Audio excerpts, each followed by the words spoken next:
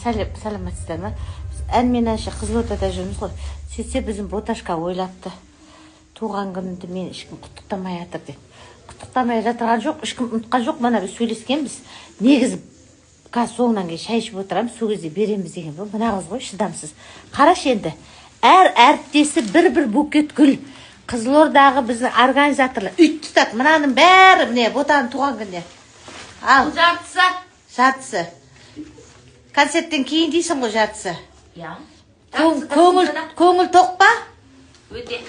Басыңа мүйіз шықты ма? Негіз әріптестерім жақсы.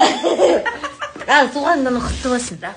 Негіз өзімде гүл ғой, аппақ гүлдер. Осынау. Мінеки. Мына бержа ойбай, мына букет деген бірінен бір өтеді. Масқара. Барлық Ақботаштың ал құттықтап қойыңыздар.